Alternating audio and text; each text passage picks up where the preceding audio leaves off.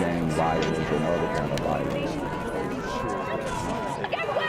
I could be at work, at school, in my car, and I can still get shot by the police. But I can get shot anywhere. So it is what it is.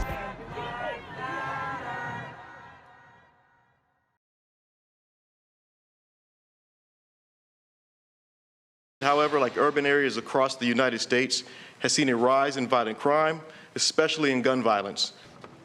In the wake of more gun violence tonight, there was a plea and a push from the city of Cleveland for calm. Today, Cleveland Mayor Justin Bibb and the interim police chief met with other city leaders to discuss what they're doing to put an end to gun violence. Neil Fisher was there and has the staggering numbers that the city is seeing and what's being done to address them. As we near the halfway point of the year, gun violence continues to surge. According to the Cleveland Police Department, 495 people have been shot and 52 people have died as a result of a gun. We're seeing victims from ages 3 up to 101 years old. And our children are becoming victims of negligence and victims of thoughtless gun violence. I'm here on the corner of MLK and Frederick Douglass, where a shooting just took place. And as you can see, it's a pretty rough area. So I'm basically risking my life reporting on this madness. So make sure you do me a favor and hit the subscribe button. Like the video, hell, share the video. And make sure you go ahead and leave a comment down in the comment section to continue the discussion on how we can find solutions to all this gun violence in the streets. I'm Jenquavius Jackson, here live, reporting from Atlanta, Georgia, BGZM News 17.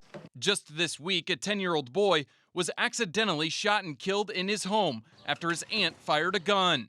The bullet went through the ceiling and hit the boy in the head.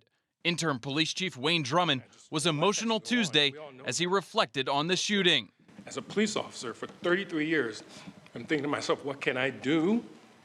What can we do collectively to prevent those things from happening? The group of leaders announced an effort to keep the public aware of their efforts to reduce gun violence, including taking over 1,000 guns off of streets this year. The interim chief expecting that number to double by the end of the year, as well as putting officers on the streets to interact with communities in hopes of curbing the violence.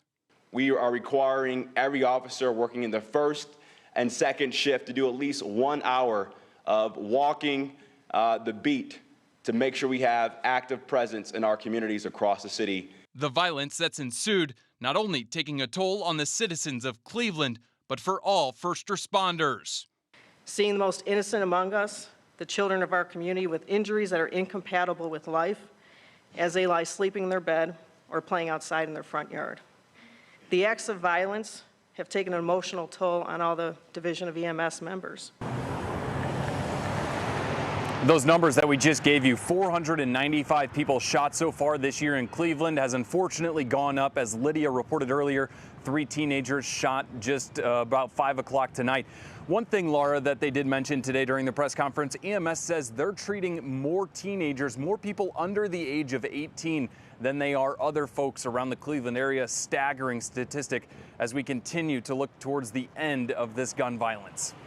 Yeah, we hope so. I mean, we're talking about children here. All right, Neil Fisher live for us tonight. Neil, thank you. Gang violence and other kind of violence. Guess what?